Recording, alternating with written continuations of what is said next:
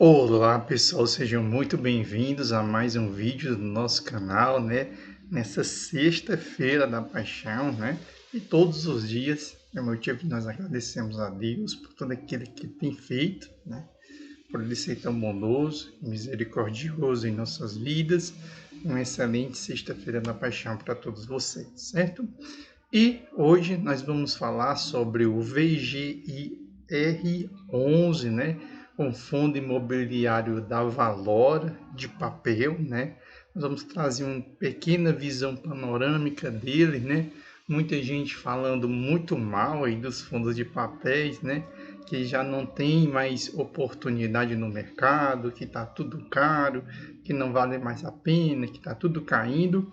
E nós vamos justamente trazer o VGIR11, né, para dizer que não, né? É importante a gente sair daqueles mais conhecidos, porque o mercado de fundo imobiliário tem mais de 400 fundos imobiliários e as oportunidades existem, né? Mas antes de nós passarmos para o nosso conteúdo, peço para você que acompanha aqui o nosso canal, mas ainda não é seguidor, que possa seguir o nosso canal, curtir, comentar, como também fazer sugestões, certo? Para você aí que está reclamando dos fundos de papéis, né?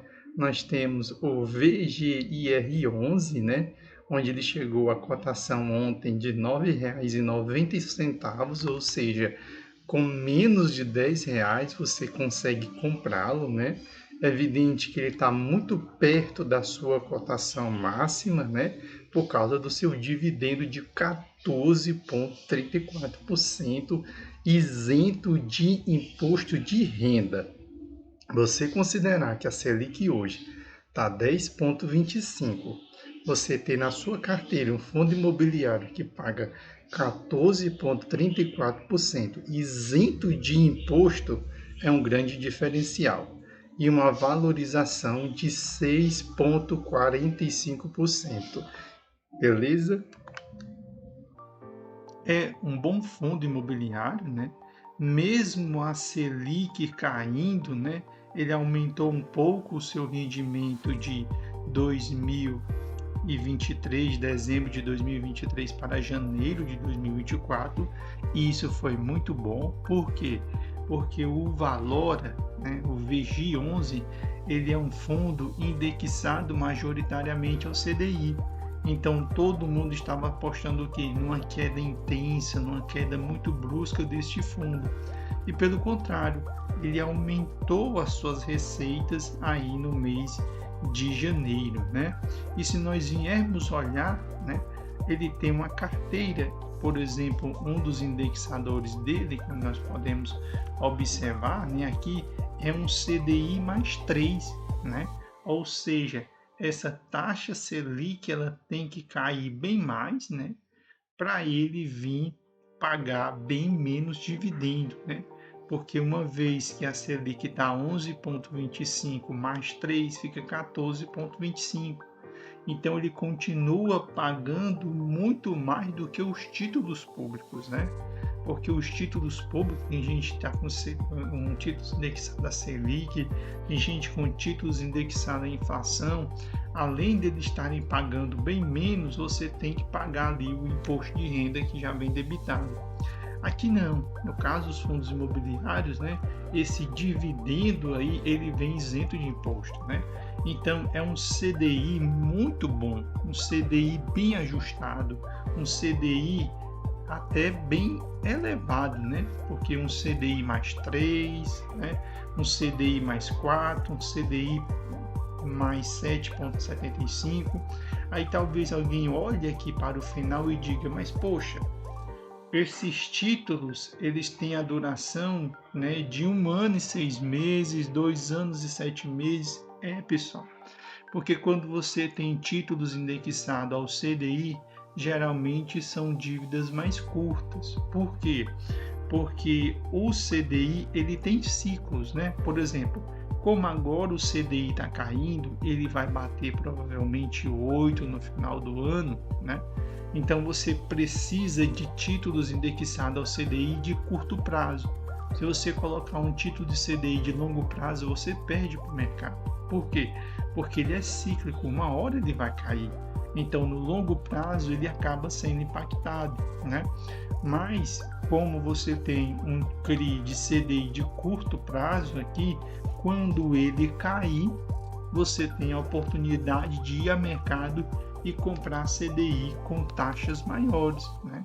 Então, uma vantagem de você ter títulos de CDI de curto prazo é porque quando ele cair para 8%, você vai comprar esses CRI a mercado, CDI mais 4, CDI mais 5, que é que vocês podem observar com o MXRF11. Ele fez uma emissão, ele foi ao mercado, comprou novos CRIs indexados ao CDI, só que ele já não pegou uma taxa menor de 2%, ele já aumentou, já botou 3%, já botou 4%. Por quê? Porque ele vai estar comprando esse CDI no período onde a Selic vai estar baixa. Então, quando essa Selic voltar a subir de novo, aí você vai ter o quê? A elevação de taxa Selic mais o adicional, né? Ou seja, esses fundos têm um retorno muito grande no dividendo em períodos de subida de CDI, né? Porque geralmente em período de CDI baixo ele consegue comprar uns CRI e botar uma taxa maior, né? Uma taxa maior de 3, uma taxa maior de 4. Então aqui é justamente o que vai acontecer, né? Como está perto de se vencer, ele vai buscar novos CRI a mercado, mais um CRI mais, com um CDI mais 4, um CDI mais 5, né? Devido ao período baixo onde esse CDI, ou seja, essa Selic, ela vai permanecer. Então é uma carteira bem indexada ao CDI, onde tem um CDI bem agressivo, né? Um CDI mais 6, né? Ou seja, provavelmente esse devedor aqui é bem mais arriscado, ou seja, esse CRI já é mais arriscado. A BitaSect é um CRI clássico do mercado financeiro, então geralmente o CDI 3.5, né? A BitaSect ele acaba disponibilizando muito CRI. Nós temos um CRI aqui da província, né, com CDI mais 5.5, ou seja, bem arriscado, né? E ele tem pouca exposição ao IPCA, mas o pouco que ele tem IPCA, IPCA e 5, IPCA 8,5 e IPCA e 6, né? Ou seja, é um bom fundo, né?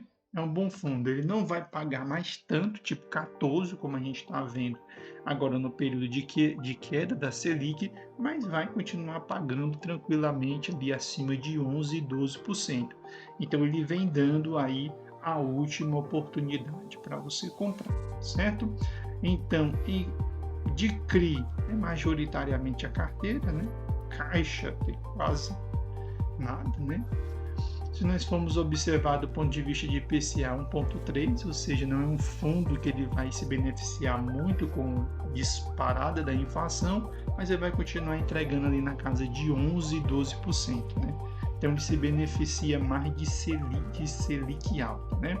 Se nós formos olhar a alocação da carteira, esses CRI majoritariamente para o segmento residencial, né? Porque ele é um fundo imobiliário, né? E menor posição muito significante para shopping, hospital e escritório, né? Ou seja, bem reduzido, né? Ou seja, exposição mesmo a segmento residencial, né? Se nós formos ver o índice LTV, Loan to Value, né, vai ter uma pequena exposição só de 6,4 que não tem garantia real, né? Já tem um aqui que tem um ratio internacional, né, que é 0,9, que é muito pequeno, e sem ratio, só a maioria, né, da alocação é sem ratio, né? E é isso que eu tenho para mostrar para vocês do ponto de vista da carteira, né? Uma análise mais aprofundada levaria muito tempo do vídeo, né?